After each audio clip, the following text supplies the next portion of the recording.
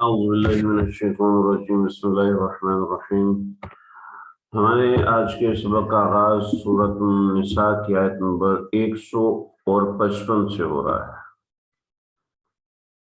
ایک لمبے وقت کے بعد ہم پڑھ رہے ہیں اور بس انسان کے اپنے اختیار میں کچھ نہیں ہوتا۔ وَرَفْتُ رَبِّي بِفَصْحِ الْعَظَائِمِ، حضرت علی فرماتے تھے میں نے اپنے پروردگار کو اپنے ارادے ٹوٹنے سے پہچانا ہے۔ ہمیں تو وہ پہچان نہیں ہے، البتہ اتنا سا سمجھ میں آتا ہے کہ ہمارے سوچنے سے، ہمارا ارادہ کرنے سے کچھ بھی نہیں۔ اللہ چاہتے ہیں تو ہوتا ہے، اگر اللہ نہیں چاہیں گے تو کچھ بھی نہیں ہو سکتا۔ آپ لوگوں نے بھی اتنا انتظار کیا، اللہ تعالیٰ آپ لوگوں کو جزائے عظیم دے۔ اللہ رب العزت آپ لوگوں کو اس کا صلہ اور بدلہ عطا فرمائے۔ میں بس کچھ عوارضات کی وجہ سے، کچھ معاملات کی وجہ سے ہمارے ایک لمبا وقفہ آیا ہے۔ بہرحال آج میں نے اس کو ایک دفعہ سے دوبارہ کرنا شروع کیا ہے۔ دیکھیں ذرا، ہم تھوڑا سا پیچھے سے دیکھ لیں، سورۃ النساء کا آخر چل رہا ہے۔ دیکھیں پاروں کی جو ترتیب ہے وہ ایک ڈیٹا کے حساب سے ہوتی ہے، یعنی اتنے ڈیٹے پر ایک پارہ، اتنے ڈیٹے پر دوسرا پارہ، اتنے ڈیٹا پر تیسرا پارہ۔ اصل مضامین کی تقسیم یہ سورت کے اعتبار سے ہوتی ہے، لہذا اسی وجہ سے میں سورت کو فوکس کر رہا ہوں، میں پارے کو فوکس نہیں کر رہا، یعنی ابھی کے سبق کے حساب سے، سبق کے سمجھانے کے حساب سے، امتحان کے حساب سے، جو ہم ٹیسٹ لیتے ہیں اس کے حساب سے تو ہم جو بھی ہو اس چیز کو فوکس کرتے ہیں، لیکن جو ہے پارہ مضامین کے اعتبار سے ہم پارے کو فوکس نہیں کر پائیں گے، مضامین کے اعتبار سے سورت کو فوکس کریں گے۔ جیسے آپ نے دیکھا کہ جو پہلا فرقہ تھا، ہم آخر میں 3 فرقوں کا بیان پڑھ رہے تھے۔ میں نے اس کی سلائیڈز کی ترتیب بھی ایسے بنائی ہے کہ دیکھیں آخر میں جو سورۃ النساء کا آخر ہے، اینڈ ہے، تو یہاں سے 3 فرقوں کا اللہ رب العزت نے بیان کرنا شروع کیا ہے، اور 3 وہ جو کہ گمراہ فرقے ہیں۔ ٹھیک ہے، سب سے پہلا فرقہ منافقین کا، ٹھیک ہے، کچھ ایمان والوں سے باتیں کی اور اس کے بعد منافقین کا تذکرہ کیا اور منافقین کی 9 نشانیاں بیان کی۔ ٹھیک ہے جی، اس کے بعد ان 9 نشانیوں کے اندر اللہ کے کو ذکر کرتے کرتے یہ پارہ نمبر 6 شروع ہو گیا تھا۔ یہاں سے ہم نے شروع کی دوسرا فرقہ یہود کا، آیت نمبر 150 سے لے کے 170 تک، یعنی 150 سے 170 تک یہ یہود کا بیان ہے، اور ان کی اللہ رب العزت نے 15 قسم کے جرائم کا ذکر کیا ہے، جس میں سے 6 چیزیں ہم پڑھ چکے ہیں۔ ٹھیک ہے جی، اب اگلی چیزیں آج ہم شروع کر رہے ہیں۔ اللہ رب العزت نے ان کو گمراہ کیا ان کے ان اعمال کی وجہ سے، تو ان میں خاص طور پہ خاص طور پہ اللہ نے اس آیت کے ضمن میں چند اعمال بیان کیے۔ فبما تو وجہ سے،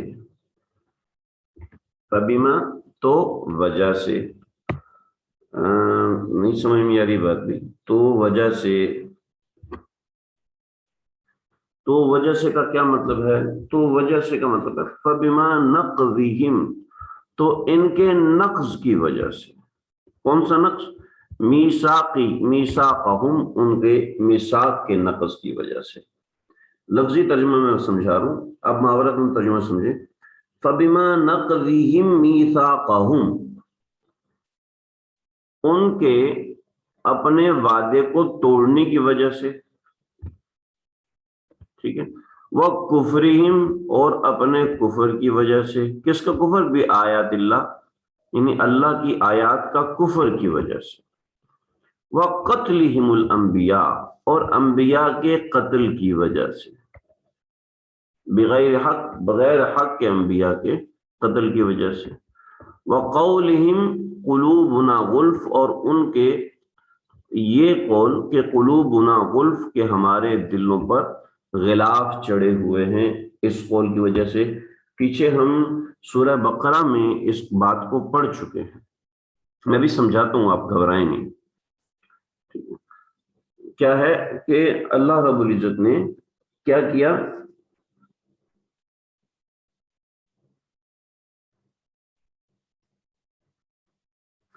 اللہ رب العزت نے ان پر عذاب مسلط کیا فبما نقضہم، ان کے ان جرائم کی وجہ سے. دیکھیں یہاں پر یہ ان کے یہ جرائم کافی پیچھے تفصیل سے بیان ہو چکے ہیں، اس وجہ سے ہم نے ان کو یہاں پر الگ سے بیان نہیں کیا، ورنہ اس آیت کے ذیل میں اور بھی ہے. نمبر 1 یہ، نمبر 2 یہ، نمبر 3 یہ. چونکہ ایک نئی چیز اس آیت کے اندر آئی تو اس لیے خاص طور پہ میں نے اس میں ایک پوائنٹ لکھ دیا، ورنہ اصل میں اس میں 4 پوائنٹ ہیں. اگر میں نے اوپر 15 لکھے ہیں تو آپ اس میں 4 بڑھا کے 19 بھی کر سکتے ہیں. ٹھیک ہے نا، 18 کر سکتے ہیں ایک میں. ٹھیک ہے نا. ان کے ساتھ جو کچھ بھی ہوا، آپ جب ترجمہ کریں گے تو ترجمہ کرنے کے اندر یہاں پر ساتھ لگائیں گے ان کے ساتھ جو کچھ بھی ہوا، یعنی ان کو اللہ نے عذاب میں مبتلا کیا، ان کو اللہ رب العزت نے بندر و خنزیر بنا دیا. ٹھیک ہے. تو اول تو ان کی وعدہ خلافی اوپر بیان تھا. ٹھیک ہے. پھر اوپر یہاں سے ان کے ساتھ جو کچھ بھی ہوا، فبما کے اندر یہ سب بات بس جو کچھ بھی ان کے ساتھ ہوا اس کی وجہ یہ نہیں کہ ہم نے ان کے اوپر ظلم کیا، بلکہ نقضہم میثاقہم، انہوں نے اپنا وعدہ توڑا. جو اللہ سے انہوں نے وعدہ کیا ہوا تھا اس کو انہوں نے توڑا. اللہ سے وعدہ کیا ہوا تھا، کیا مطلب اللہ سے وعدہ کیا ہوا تھا؟ سمجھ میں نہیں ہے بات. دیکھو جی، اللہ سے جو وعدہ ہوتا ہے، ہم نے بھی اللہ سے وعدہ کیا ہوا ہے. ٹھیک ہے. کیا ہے اس کو کہتے ہیں کوویننٹ ایکٹ.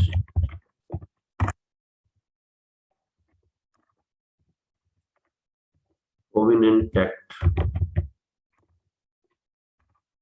خاموش وعدہ. پتہ نہیں یہی اسپیلنگ ہوتے ہیں کیا ہوتے ہیں، مجھے صحیح سے یاد نہیں ہے. کوویننٹ ایکٹ، خاموش وعدہ. مطلب کیا ہے؟ میں پاکستان کا شہری ہوں، میں جب تک لائسنس نہیں لوں گا میں گاڑی لے کے روڈ پر نہیں آ سکتا. ٹھیک ہے. میں پاکستان کا شہری ہوں، میں پاکستان کے خلاف بغاوت نہیں کر سکتا. میں پاکستان کا شہری ہوں، مجھے شناختی کارڈ لینا لازمی ہے. یہ میں نے پیدا ہوتی تو کسی سے کوئی وعدہ نہیں کرتا. تو یہ خاموش وعدے ہوتے ہیں. ٹھیک ہے. یعنی جسے کہتے ہیں کہ بائی ڈیفالٹ قسم کی باتیں، بائی ڈیفالٹ قسم کی چیزیں ہوتی ہیں جو انسان کے ساتھ لگی ہوتی ہیں. چنانچہ اللہ کی دنیا میں آئے ہیں تو آپ کو چاہیے کہ آپ معرفت حاصل کریں اس بات کی کہ ہمیں کس نے پیدا کیا.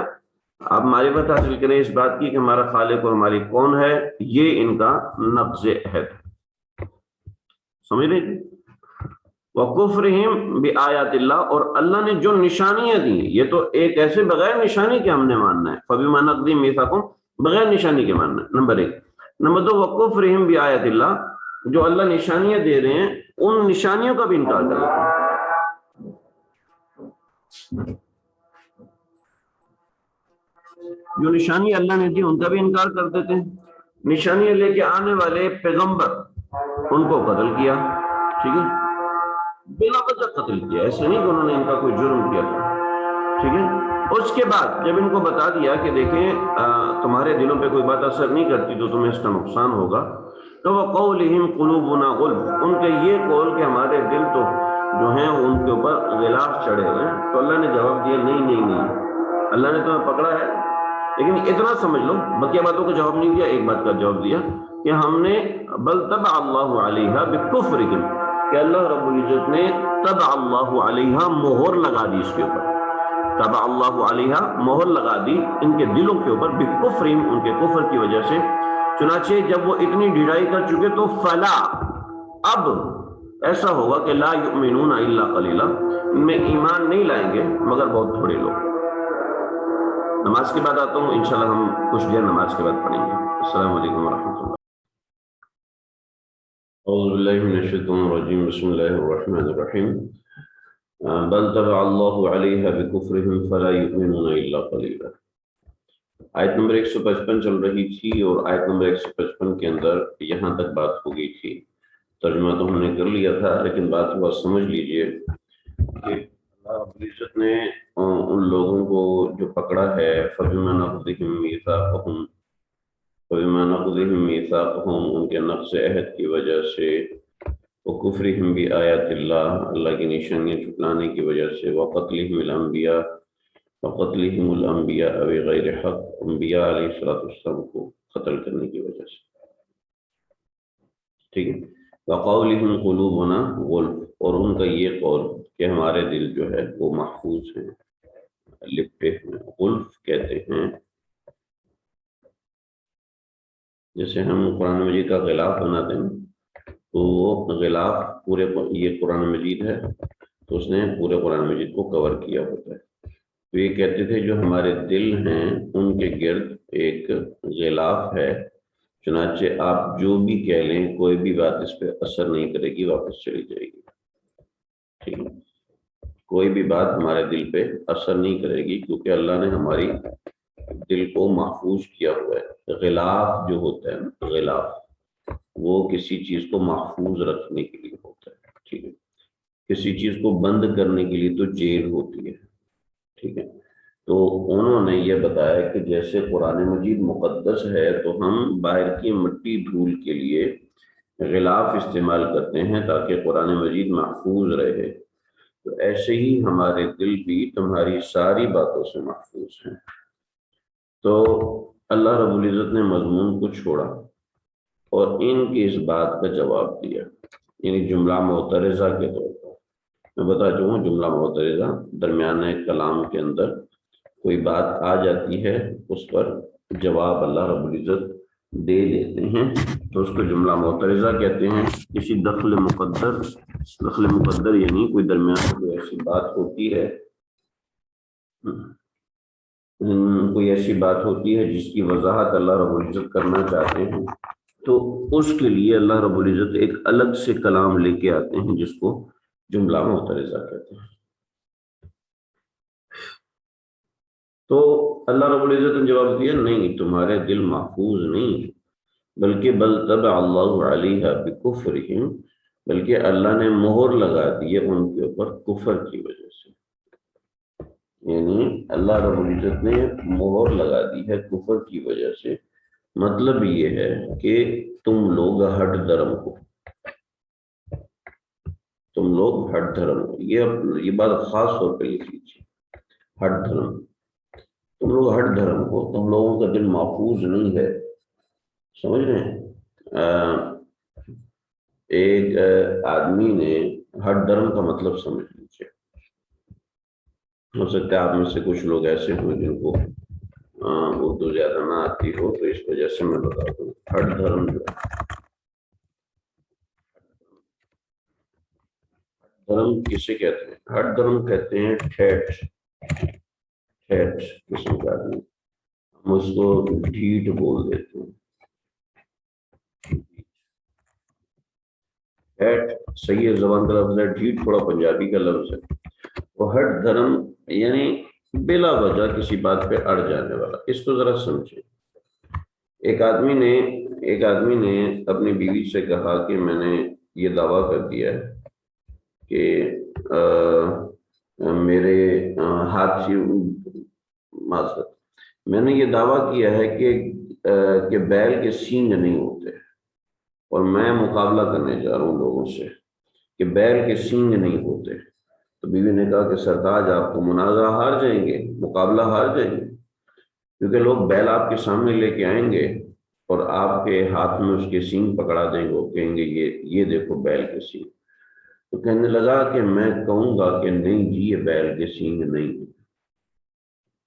تو بیوی کہنے لگے ماشاءاللہ، آپ جیسا ہٹ دھرم ہی مناظرہ جیتے گا، مقابلہ آپ جیسا ہٹ دھرم ہی جیتے گا. یعنی جس کو چیز نظر بھی آ رہی ہے لیکن اڑ گیا اپنے اوپر، اس کو کہتے ہیں ہٹ دھرم. ٹھیک ہے. تو بل طبع اللہ علیہ بکفرہم، ہٹ دھرم ہے، ہٹ دھرم کہ اپنی گندگی کے اوپر. جیسے حضرت مولانا قاسم نانوتوی رحمۃ اللہ علیہ ان سے ایک اہل حدیث غیر مقلد علماء کو تو اجازت ہے نا کہ وہ اختلاف کریں، لیکن ایک عام آدمی اس نے کہا مناظرہ کرنا ہے جی مجھے آپ سے، لیکن اکیلے میں مناظرہ کرنا ہے، تو حضرت نے اس کو بٹھایا اکیلے میں، مسائل سمجھائے، مسائل سمجھانے کے بعد وہ ہر مسئلے پہ اٹھتا اور جھوم جاتا، کہتا حضرت کیا آپ کا علم ہے، کیا آپ کا علم ہے؟ آخر میں کہتا ہے حضرت آپ جیسا عالم دین وہ بھی امام ابو حنیفہ کا مقلد ہے، سمجھ میں نہیں آتا۔ تو میں یہ تو مجھ پہ چھوڑ دوں نا کہ میں کس کا مقلد ہوں، لیکن مجھے حیرت اس پر ہے کہ آپ جیسا جاہل بھی غیر مقلد ہے، یعنی وہ کسی امام کے پیچھے نہیں چلتا ہے۔ تو اس کو کہتے ہیں ہٹ درم، یعنی بات سامنے رکھی ہوئی ہے لیکن نہیں مانتی، تو اس کو کہتے ہیں ہٹ درم۔ بل طبع اللہ علیہ بکفرہم، اللہ نے ان کو ہٹ درم بنا دیا ان کے کفر کی وجہ سے۔ فلا یؤمنون الا، ہم بہت تھوڑے ایمان لے کے آئیں گے، وہ ایمان نہیں لے کے آئیں، کچھ لے کے آئیں گے اپنے اس کی وجہ سے۔ وبکفرہم، اور ان پر عذاب جاری ہے، ان پر عذاب رہا، بکفرہم، ان کے کفر کی وجہ سے، وقولہم، اور ان کے اس قول کی وجہ سے جو کہ مریم کے خلاف تھا۔ کیا قول تھا؟ بہتان عظیمہ، ایک بہت بڑا بہتان تھا کہ مریم نعوذ باللہ من ذالک وہ اللہ کی بیوی ہیں اور حضرت عیسیٰ اللہ کے بیٹے ہیں، اس وجہ سے اللہ نے ان کے اوپر عذاب نازل کیا۔ وقولہم، اور ان کا یہ قول، وقولہم علی مریم بہتانا عظیما، نہیں میں غلط کہہ گیا، میں غلط کہہ گیا، مجھے بات بالکل سے الٹی ہو گئی۔ وبکفرہم، ان کا انکار کرنے کی وجہ سے، حضرت عیسیٰ کا انکار کرنے کی وجہ سے۔ وقولہم علی مریم، اور ان کے اس قول جو کہ حضرت مریم کے خلاف تھا، بہتانا عظیما، کہ حضرت مریم نعوذ باللہ من ذالک جو ہے وہ زانیہ خاتون ہیں، اور ان کا جو حضرت عیسیٰ علیہ السلام پیدا ہوئے ہیں نعوذ باللہ من ذالک، وہ نعوذ باللہ یوسف نجار سے پیدا ہوئے ہیں۔ تو حضرت مریم علیہ السلام کوئی ایسی نہیں ہے، بلکہ یوسف نجار جو ہے وہ نجار کہتے ہیں بڑھئی کو، اس کو ذرا سمجھ لیں، نجار، یوسف نجار بڑھئی کو کہتے ہیں۔ آج کے زمانے میں ہمارے ساتھیوں کو بڑھئی کا نہیں پتا ہوگا، کارپینٹر،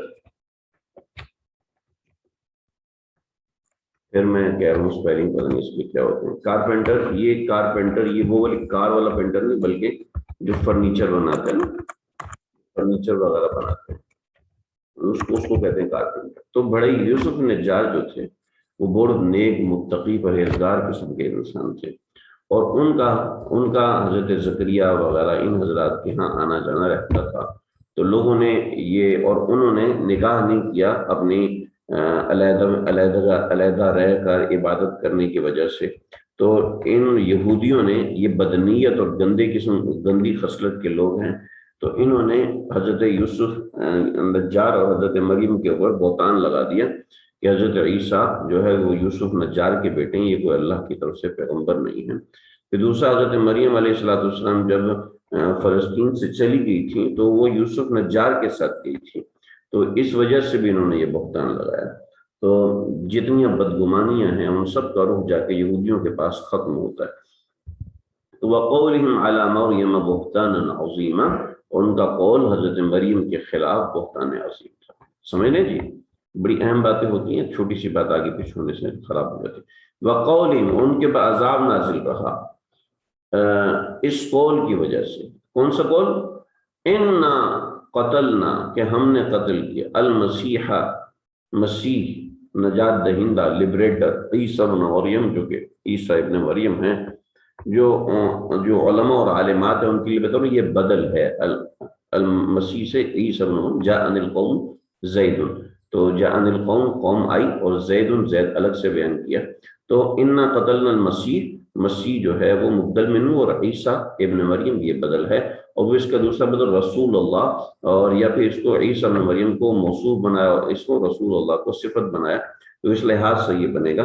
تو انا قتلنا، برل جو دوسرے حضرات جو ترکیب وغیرہ نہ وہ اس چیزوں کو نہیں جانتے، ان کو پریشان ہونے کی ضرورت نہیں، بس سمجھے کہ وہ کہتے ہیں انا قتلنا المسیح عیسی ابن مریم، ہم نے قتل کیا مسیح عیسیٰ ابن مریم کو جو کہ اللہ کے رسول ہیں.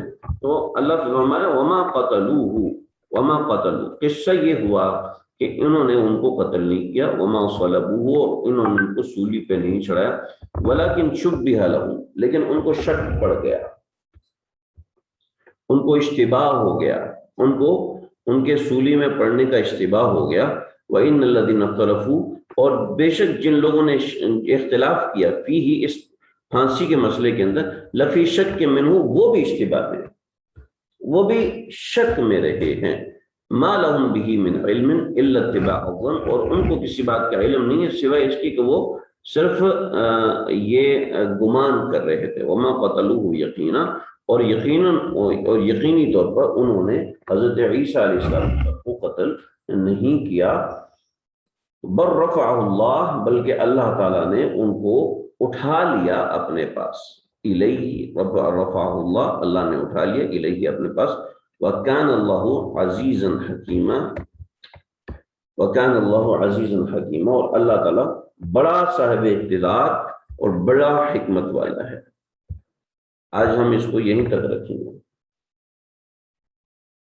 اس ترجمے کو آپ تھوڑا سا سمجھیں. سمجھنے کے بعد اس کے اندر جو واقعہ ہے وہ میں انشاءاللہ آپ کو کل کچھ تفصیل سے بتاؤں گا.